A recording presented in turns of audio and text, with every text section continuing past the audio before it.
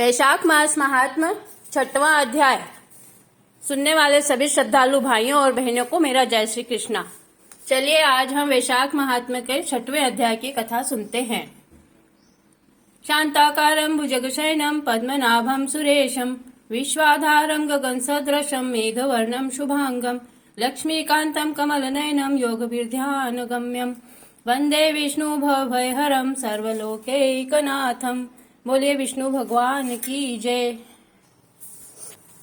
नारद जी कहते हैं कि जो वैशाख मास में मार्ग में चलने से प्यास से दुखी को जल नहीं पिलाता वह पक्षी की योनि को प्राप्त होता है।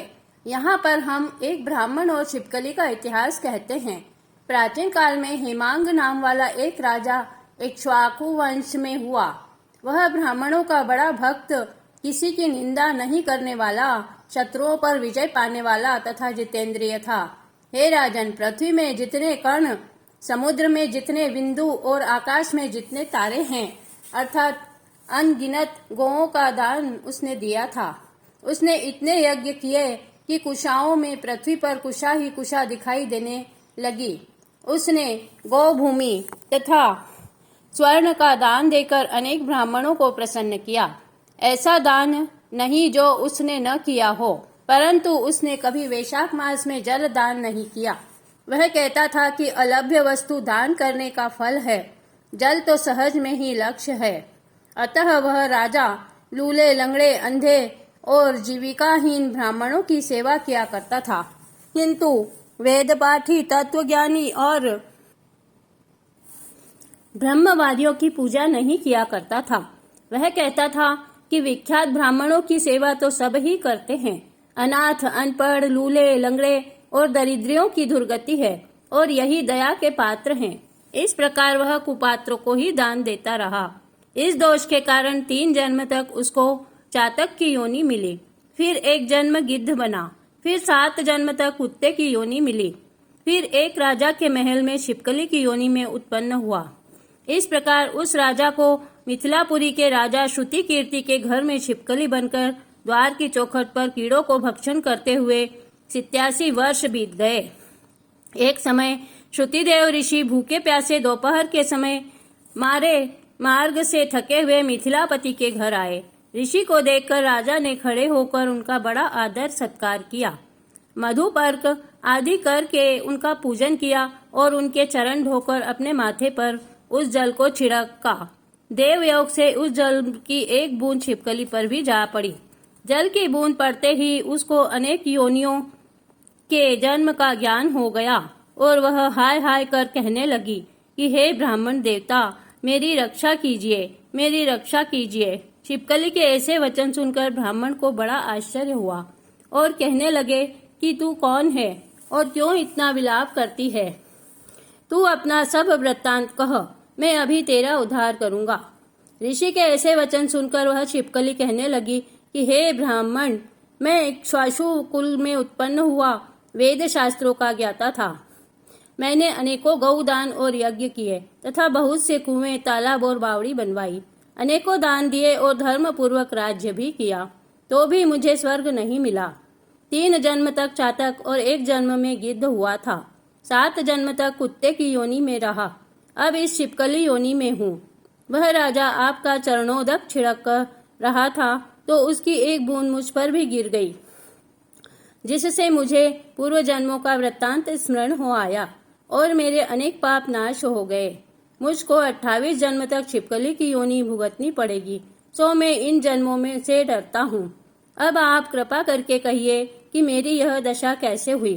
तब ऋषि ने अपने ज्ञान चक्षु द्वारा सब कुछ जान लिया और कहने लगे कि मैं तुम्हारी बुरी योनि का कारण जानता हूँ, तुम ध्यान देकर सुनो। तुमने भगवान के प्यारे वैशाख मास में कभी जल दान नहीं किया। तुमने जल को सुलभ दान यह समझ लिया कि यह तो बिना मूल्य ही मिलता है और धूप व मार्ग के प्यासे ब्राह्मणों को जल दान नहीं दिया, साथ ही कुपात्रों को दान देते रहे। तुमने जलती हुई अग्नि को छोड़कर राख में हवन किया, पीपल को छोड़कर कांटेदार वृक्ष की पूजा की। कोई भी तुलसी को छोड़ कटेली का पूजन नहीं करता। पूजा के लिए केवल अनाथ, लूले, लंगड़े की ही आवश्यकता नहीं है।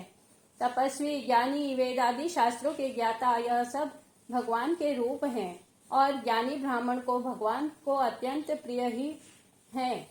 एक कारण ज्ञानी ही अवश्यमेव पूजनीय है। महात्माओं की अवज्ञा इस लोक को परलोक दोनों में दुखदायी है। सज्जनों की पूजा ही धर्म, अर्थ, काम और मोक्ष देने वाली है। इस प्रकार बहुत कर्तव्य को नहीं देखते। जैसे मंद आदमियों की संगति से कुछ फल नहीं मिलता, वैसे ही तीर्थ और मूर्तियों से भी तत्काल कुछ फल नहीं मिलता, परंतु महात्मा तो दर्शन मात्र से पवित्र कर देते हैं। साधु सेवा से कोई सज्जन दुखी नहीं होता। जैसे अमृतपान से जन्म, मरण तथा वृद्धावस्था आदि दुख नहीं देते, तुमने न तो जलदान दिया न साधुओं की सेवा की, इसी कारण तेरी यह दुर्गति हुई है। अब मैंने जो वैशाख में पुण्य किया है वह तेरे को दूंगा और उसी के फल से तेरी शांति होगी। इससे तेरे भूत, भविष्य और वर्तमान तीनों कालों के कर्मों के संस्कार दूर हो जाएंगे। यह कह ऋषि ने जल स्पर्श कर एक दिन के वैशाख स्नान का फल उसको दे दिया। जल के छींटे लगते ही वह सब पापों से मुक्त होकर दिव्य रूप होकर छिपकली का रूप त्याग कर ऋषि के आगे हाथ जोड़कर परिक्रमा करके नमस्कार कर आज्ञा लेकर स्वर्ग को चला गया और 10,000 वर्षों तक सुंदर भोगों को भोग कर इक्ष्वाकु वंश में ही महाप्रभावशाली काकुत्स्य नाम से उत्पन्न हुआ और 7 द्वीप पृथ्वी का राज्य करने लगा। ब्राह्मणों का बड़ा भक्त, साधुओं की सेवा करने वाला, इंद्र का सखा तथा विष्णु का अंग हुआ। तब वशिष्ठ जी ने वैशाख मास के सब कर्तव्य धर्म समझाए, जिनके करने से वह पापों से मुक्त होकर भगवान की सायुज्य मुक्ति को प्राप्त हुआ। इसलिए वैशाख मास में जो यथोक्त धर्म करता है उसकी आयु, यश, कीर्ति, वृद्धि को प्राप्त होती है। यह सब फल देने वाला है। विष्णु भगवान प्रसन्न होते हैं, इसलिए ब्राह्मण, क्षत्रिय, वैश्य और शूद्र, ब्रह्मचारी, गृहस्थ, वानप्रस्थ और सन्यासी सबको ही वैशाख मास में बताए हुए धर्म और कर्म को करना चाहिए।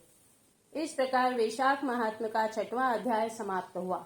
बोलिए विष्णु भगवान की जय।